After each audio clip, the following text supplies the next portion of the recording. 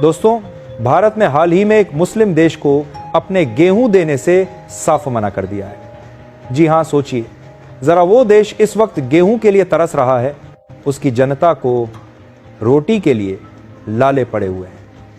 लेकिन भारत ने साफ साफ कह दिया, भाई तुमको हमसे एक दाना भी गेहूं नहीं मिलेगा। अब आप कहेंगे आखिर क्यों भारत इतना सख्त रवैया क्यों अपना रहा है? वजह यह है कि भारत आज उस देश को 2022 वाली वही करारी चोट याद दिला रहा है जब उसी मुल्क ने भारत का नाम पूरी दुनिया में खराब करने की कोशिश की थी। तो सवाल यह है, वो देश कौन है? भारत उससे क्यों नाराज है? और आखिर 2022 में ऐसा क्या हुआ था कि आज भारत उसे एक दाना भी गेहूं नहीं देना चाहता? चलिए आज की इस वीडियो में हम पूरे मामले को आसान भाषा में उदाहरणों के साथ डिटेल में समझते हैं। लेकिन आगे बढ़ने से पहले इस वीडियो को लाइक करके चैनल को सब्सक्राइब जरूर कर लीजिए। देखिए, सबसे पहले नाम जान लीजिए, यहां बात हो रही है तुर्की की। जी हां, वही तुर्की जिसके पीठ पर इस समय अमेरिका तक ने लात मार दिया है और अपने कई बड़े प्रोजेक्ट से बाहर कर दिया है, और कोई इन्हें मुस्लिम वर्ल्ड का खलीफा नहीं मार रहा है। यही तुर्की में इस वक्त गेहूं की भारी किल्लत झेल रहा है। अब आपको लगेगा कि तुर्की में तो खेती होती है, फिर उन्हें इतनी परेशानी क्यों? तो सुनिए, तुर्की हर साल करीब 20 मिलियन टन गेहूं पैदा करता है। यह सुनने में बहुत ज्यादा लगता है, लेकिन दिक्कत यह है कि तुर्की की पूरी जनता गेहूं और मैदे से बनी चीजें खूब खाती है। ब्रेड, पास्ता, बेकरी आइटम, ये सब उनकी डेली डाइट का हिस्सा है। अब मांग इतनी भारी है कि तुर्की अपनी जरूरत पूरी करने के लिए बाहर से भी गेहूं मंगाता है। हर साल तुर्की को अपनी जरूरत का 60 से 65% गेहूं इंपोर्ट करना पड़ता है, यानी जितना पैदा करते हैं उससे कहीं ज्यादा बाहर से मंगाते हैं। उदाहरण के तौर पर अगर तुर्की को एक 100 किलो गेहूं चाहिए तो समझ लीजिए कि 35 से 40 किलो ही खुद उगा पाता है और बाकी 60 से 65 किलो बाहर से खरीदना पड़ता है। और यही कारण है कि तुर्की हर साल लगभग $3.5 बिलियन खर्च करके विदेशों से गेहूं खरीदता है। इस वजह से वो दुनिया का चौथा सबसे बड़ा गेहूं आयातक देश बन चुका है।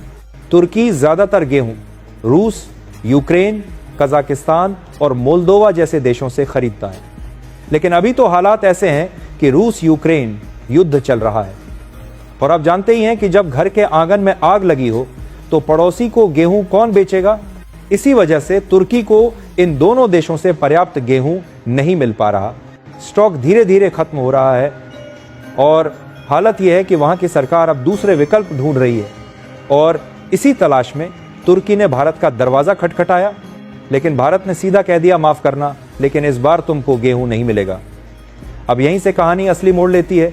दोस्तों, यहां सबसे बड़ा सवाल यही है कि जब भारत दुनिया का दूसरा सबसे बड़ा गेहूं उत्पादक देश है तो उसने तुर्की को क्यों मना कर दिया?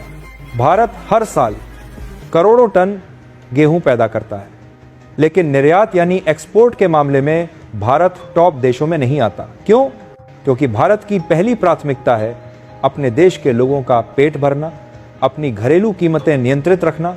इसी वजह से भारत ने कई बार अपने गेहूं के निर्यात पर रोक लगाई है।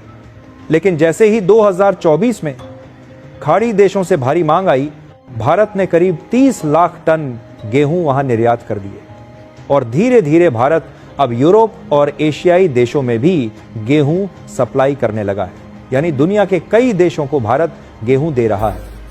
तो फिर सवाल उठता है, तुर्की को ही क्यों मना कर दिया?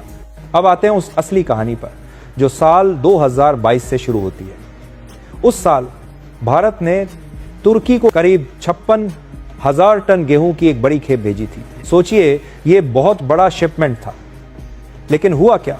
तुर्की ने दावा कर दिया कि इस गेहूं में रूबेला वायरस है, और उन्होंने न सिर्फ उस खेप को लौटा दिया बल्कि दुनिया भर में शोर मचाना शुरू कर दिया कि भारत का गेहूं खतरनाक है, इसमें बीमारी है, कोई भी देश भारत से गेहूं मत खरीदे।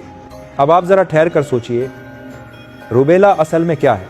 रूबेला एक मानव बीमारी है, गेहूं से उसका कोई लेना देना ही नहीं। गेहूं में रूबेला वायरस पाया ही नहीं जा सकता। भारत ने तुरंत अपनी लैब में टेस्ट करवाए और यह साबित हो गया कि तुर्की का आरोप पूरी तरह झूठा था। तो अब सवाल है कि फिर तुर्की ने ऐसा क्यों किया?